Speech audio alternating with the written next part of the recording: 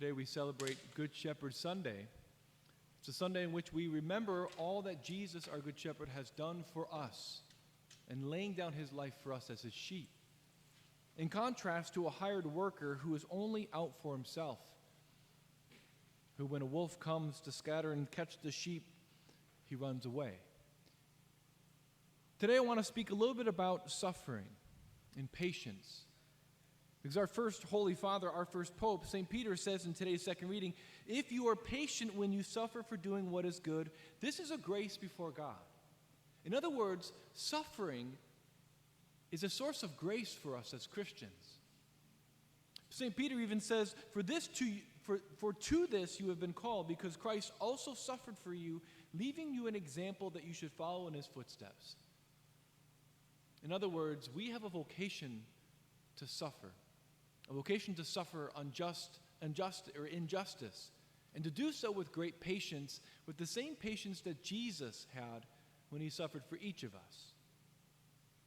I don't know about you, but I can say that there are a lot of people who are suffering right now. A lot of people are struggling to suffer with patience. That certainly applies to me. In this situation, in this pandemic, it's very, very difficult to suffer with great patience. In fact, I find myself being impatient often. And so today I just really want to briefly outline what St. Peter says to us about how we are to suffer with great patience and therefore draw from God everything he has for us. And I'm going to just briefly go through the three things that St. Peter says that Jesus did and seek to make sure that we are able to imitate him. The first thing that St. Peter says that Jesus did, he says, when he was insulted, he returned no insult. You see, Jesus was mocked. He was ridiculed. He was made fun of. And to put in a kind of a crass modern way, Jesus was bullied. Jesus was one who was on the receiving end of all of this evil at the hands of others. And notice what he didn't do. Jesus didn't get defensive. He didn't kind of like hurl insults and mockery back at them. He didn't try to get even. He didn't, in many ways, attack back. What did he do? He was silent, and he received this. Now, this may seem to be totally unrealistic. Today, if we're experiencing a negative interaction with a family member or a friend, it's totally unrealistic, you may say, to just receive it or to walk away and not to give back. But that's precisely what Jesus did. And he invites us into that very response of silence and not responding back. This can be one of the most difficult things to do, especially when people around us who love us say a lot of hurtful things or things that are cutting. This seems to happen with people who love each other the most. In the heat of the moment, they say things that are so hurtful and so painful that if we're not careful, we will end up saying hurtful and painful things back. But to imitate Jesus, we are to be silent and not to return any insult. The second thing that St. Peter says, it says, when he suffered, he did not threaten. What does that mean? St. Peter seems to be saying that those sometimes when we're suffering pain at the hands of others, it's very easy for us to threaten to inflict punishment on those who hurt us. Right? That's what a threat is. It's basically a way of saying, I'm going to do this, or this is going to happen if you continue to do this. It's kind of showing them, I'm going to retaliate. I'm going to seek vengeance. But notice that Jesus didn't do that, because Jesus knows that love has to be free. When his people were not loving him, when we were not loving him, rather than seek to threaten us, to try to manipulate us or to control us to get us to love him, he just simply allowed us to not love him, allowed us to do evil upon him. And this is going to be one of the most difficult things that we as Christians can do, is when people that are supposed to love us are not loving us, not to threaten or not to try to manipulate or control them, but to allow them to do what they're doing.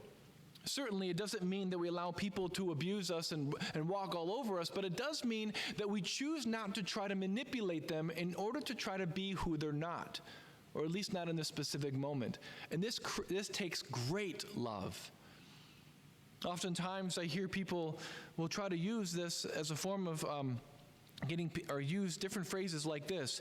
If you do this one more time, I'm going to do this. Or if you don't do this, then I'm going to do this. It's just a form of manipulation. Jesus never did that. He allowed himself to be crucified by the very people that he loved, because he rather would love than seek to try to force other people to love him. Finally, St. Peter says, he gave himself up to the one who judges justly. So rather than responding by attacking people who are attacking him, rather than threatening vengeance or trying to manipulate and control the people that are causing him to suffer, what did Jesus do? He gave himself up to the one who judges justly. He surrendered himself to his Father. This is the way by which he was able to love. At the heart of everything that Jesus did, he was able to love us as a good shepherd because he gave himself up to the Father. There are two things that are very important for us to remember here. When we're suffering injustice at the hands of others, and this could be social injustice, this could be political injustice, this could be injustice with our family and our friends, it's very important for us to remember that God is the judge. We are not. Vengeance is mine, says the Lord. That means we do not try to take justice in our own hands, vengeance in our own hands, but we give ourselves over to God who judges justly, remembering that at the end of time, there will be a judgment. There will be a reckoning. There will be a taking of account. Only God knows whether someone else is repentant for what they've done. Only God knows as to whether or not they're aware of what they're doing. God is the judge and we're not.